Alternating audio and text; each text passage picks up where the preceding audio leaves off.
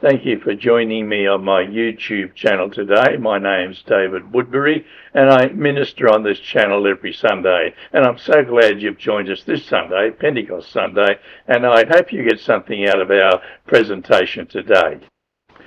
There are moments in life when something so unexpected, so completely outside our frame of reference, breaks into our experience that we are left stunned and searching for words. It may be the sudden collapse of a belief that we have carried for many years, something we assume was secure and something we thought was unquestionable. It may be the fall of a person we deeply respected, whose life once seemed steady and admirable. Or it may be the loss of something we hold close, something we thought was essential to our sense of stability and meaning.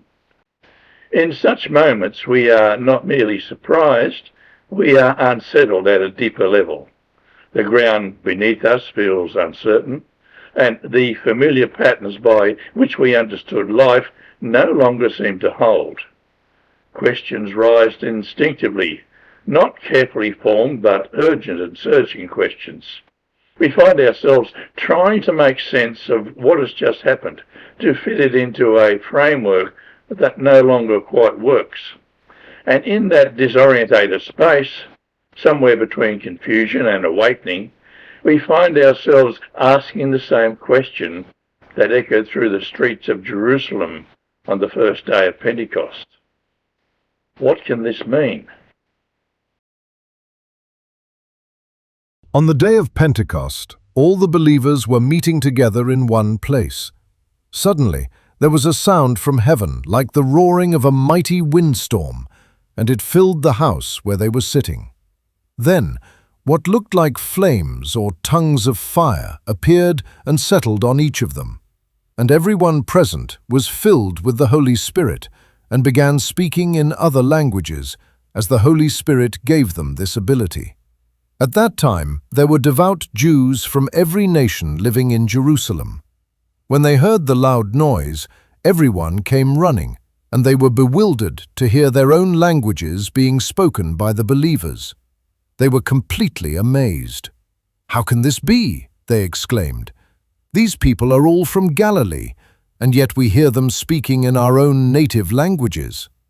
Here we are, Parthians, Medes, Elamites, people from Mesopotamia, Judea, Cappadocia, Pontus, the province of Asia, Phrygia, Pamphylia, Egypt, and the areas of Libya around Cyrene, visitors from Rome, both Jews and converts to Judaism, Cretans and Arabs. And we all hear these people speaking in our own languages about the wonderful things God has done." They stood there, amazed and perplexed. "What can this mean?" they asked each other. But others in the crowd ridiculed them, saying, "They're just drunk, that's all."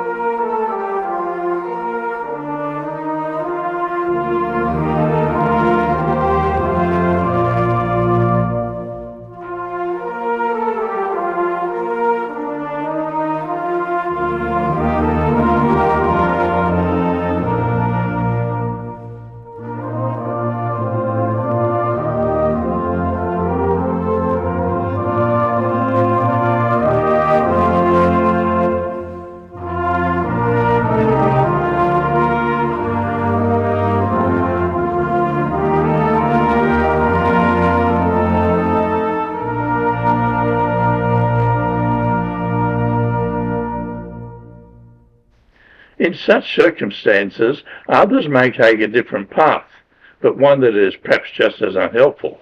Like some of the crowd in Jerusalem, they reach quickly for an easy and convenient explanation, something that reduces the mystery to a level they can dismiss. They're just drunk, that's all. It's not that the answer satisfies, it simply relieves them of the effort of thinking any further. A shallow answer feels safer than an unsettling truth. Yet there remains another group, those who refuse to settle for either despair or dismissal. There are those who carry within them a quiet determination, a willingness to sit with the tension, to keep asking and to keep seeking. They may not have the immediate clarity, but they are open, attentive, and honest in their search. It is these people who are most likely to arrive at a real understanding. And it is here that the words of Jesus come back to us with renewed force. He who has ears to hear, let him hear. In other words, truth is not hidden from us, but it does require a heart that is willing to listen, to look deeper, and to respond. What can this mean? It is a question that did not belong only to that moment in Jerusalem. It has never faded with time. It has echoed across generations, resurfacing wherever men and women are confronted with something that challenges their understanding, unsettles their assumptions, or points beyond the ordinary. In every age, people find themselves asking it, sometimes quietly, sometimes urgently, as they grapple with life, faith, and the possibility of God at work among them.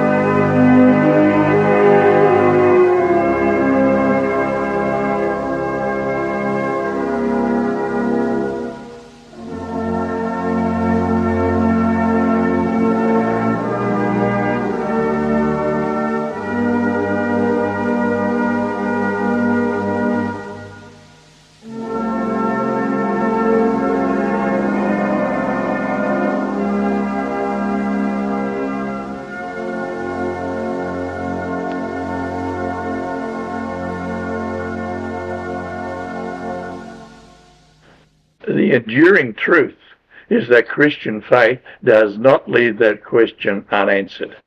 It speaks into it with clarity and substance. But just as on the day of Pentecost, the responsibility rests with God's people to respond. The apostles did not shrink back or offer vague reflections.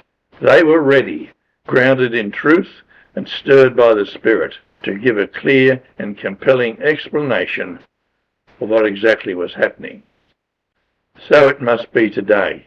If the question is still being asked, then the church must still be prepared to answer it, not with uncertainty or hesitation, but with conviction, understanding, and spiritual depth.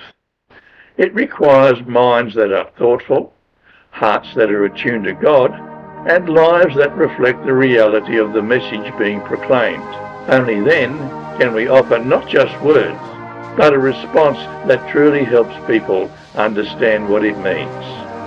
All too often we have seen this coming of the Holy Spirit as a response that focuses on people. However, Pentecost is not really a human experience, but rather a God initiative. The disciples were not creating something, but rather they were receiving something. The Holy Spirit, suddenly, decisively, and unmistakably. He comes with power, with presence, and with an indwelling.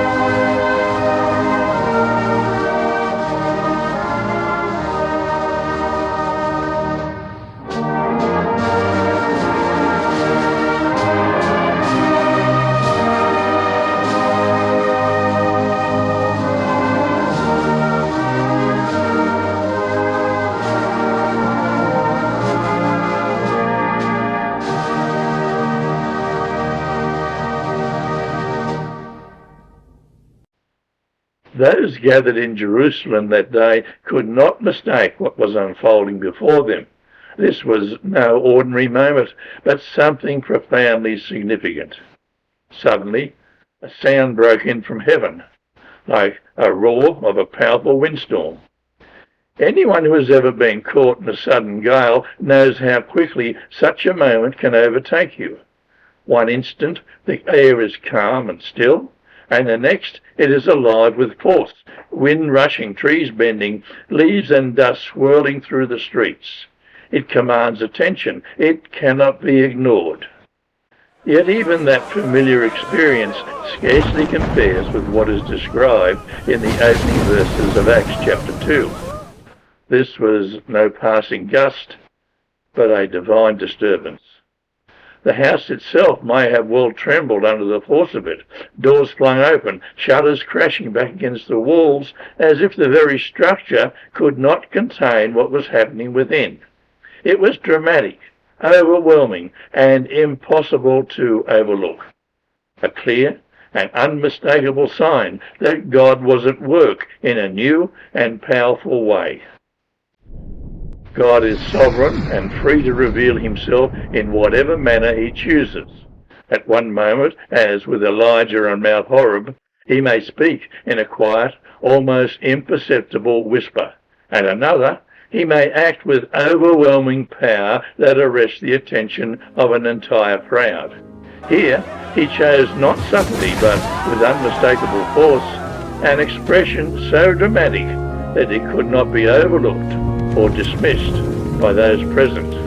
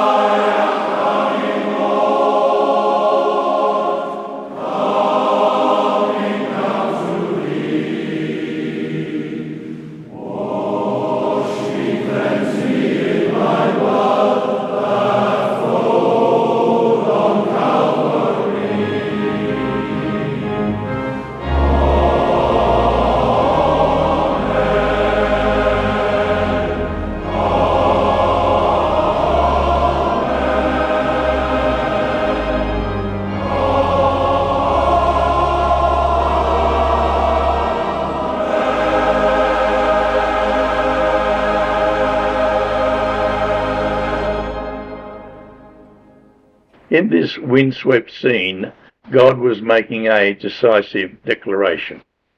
This was a turning point. No longer would his presence be known only in particular places or through select individuals, but his Holy Spirit would now be given to dwell within the hearts and the minds of all who were willing to follow him. The sheer magnitude of the moment ensured that the wider community took notice. Having captured their attention, God then continued his work through the disciples, empowering them in extraordinary ways, enabling them to speak in other languages so that the good news could be heard, understood, and received by people from many different backgrounds.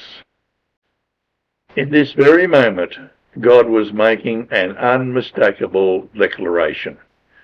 He had come to make his presence known among humanity in a new and enduring way. This was not a passing visitation, nor a temporary sign, but the beginning of a permanent reality. To those who asked, "What can this mean?" the answer was clear. God himself was drawing near, offering his presence to all who would receive him. This was a marked and profound shift. The old patterns where people relied on intermediaries such as priests to approach God weren't being fulfilled and surpassed. No longer was access to God confined to sacred places or mediated through others. Through the gift of the Holy Spirit, God made himself personally and continually available, an indwelling presence within the life of every believer. From that point forward, relationship with God became immediate and constant, not limited by time or circumstances, but open to reach every individual at any moment, day or night.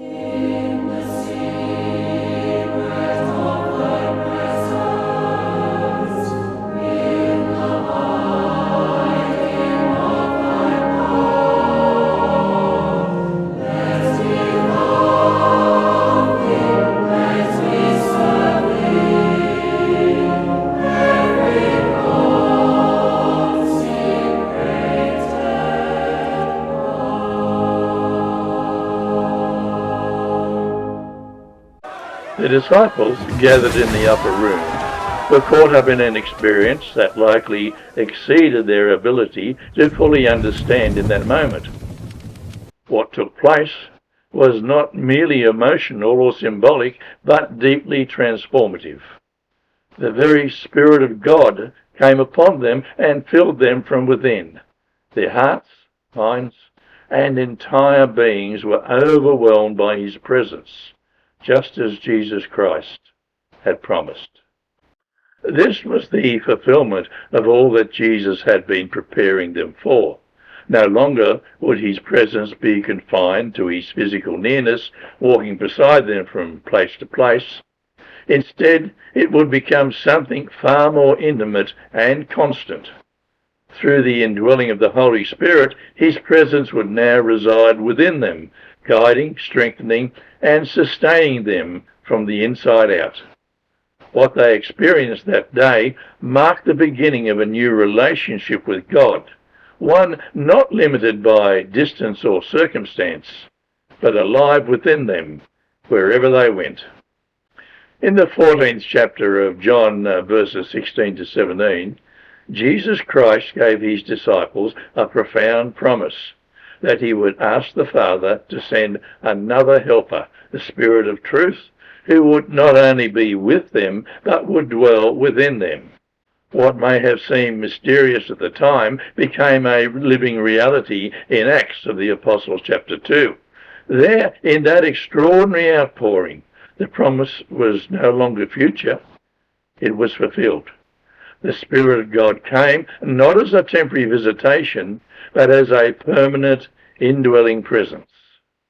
Yet this raises an important challenge for the church today. It's one thing to look back and celebrate that moment as a significant historical event. It's quite another to live in the light of its ongoing reality. The question confronting the 21st century church is not whether the Holy Spirit came, but whether believers truly recognize and trust that His presence is still active, available, and powerful in their lives now. There can be a tendency to revere the past while quietly diminishing expectations in the present. But if the promise was not limited to the first generation, then the same Spirit who filled the disciples remains present and at work, ready to guide, empower, and transform all who are open to Him today. After the dramatic signs of wind and fire had subsided, a deeper realization began to dawn, perhaps not with the same spectacle, but with far greater significance. The Spirit of God had come, not merely to be observed, but to dwell within people. What had begun as an outward display was leading to an inward transformation. Those who witnessed these events responded in different ways. Some stood bewildered, struggling to make sense of what they had seen. Others were filled with awe and wonder, sensing that something extraordinary, something divine was taking place. Still others dismissed it altogether, offering a cynical explanation that the disciples were simply under the influence of wine. The same event, yet such varied responses. But if we are willing to face the question honestly, what can this mean? We are led beyond the noise of speculation to a profound conclusion. It means that the very presence of God has come to reside within a person. This is not just merely a theological idea or historical curiosity, it is a deeply personal reality. The question then is no longer abstract or distant. It becomes direct and searching. What does it mean for me to recognize, receive, and live in the light of God's presence within?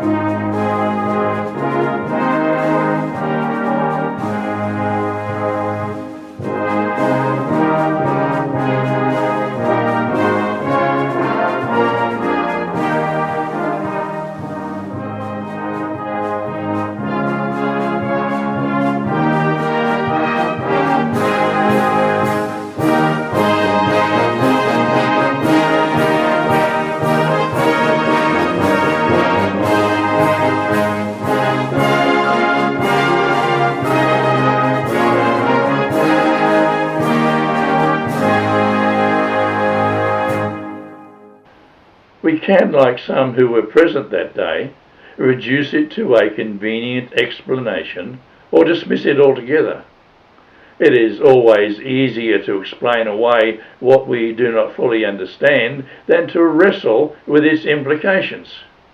Yet we are called to look beyond such reactions and to grapple with the greater reality that is being revealed. The astonishing truth that God's own presence comes to dwell within the human person, however difficult that may be to grasp.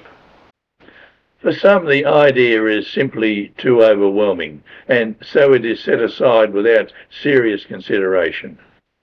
Others may engage with it, but only lightly, treating it as an interesting concept or a source of inspiration, rather than a life-altering truth. But the reality is that this is not something that allows for comfortable neutrality. If it is true, it calls for a response. It invites more than curiosity. It demands reflection, openness, and ultimately a decision about how one will respond to the possibility of God's presence within. When we are confronted with the reality, the possibility that the living presence of Jesus Christ can dwell within us, it brings us face to face with a deeply personal decision. This is not merely a concept to be examined from a distance. It presses in upon us and it calls for a response. Broadly speaking, there are three ways people tend to respond. Some will remain spectators. They observe, perhaps with interest or curiosity, but keep themselves at arm's length, never allowing the truth to touch their own lives.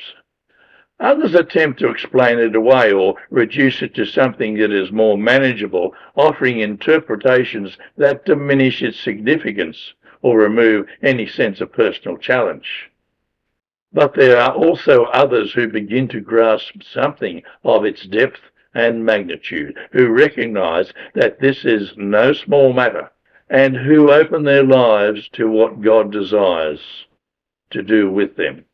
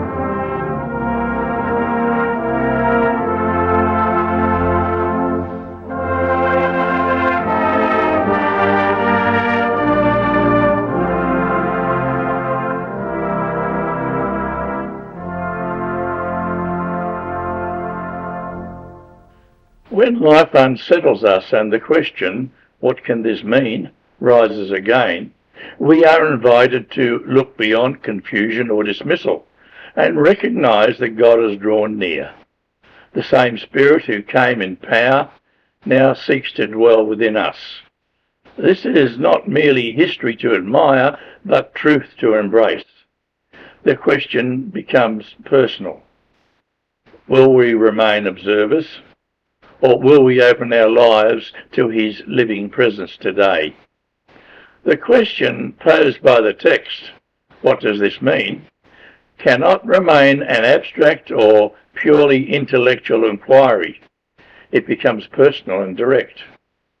Beneath it lies a deeper question that each individual must face. What does this mean for me?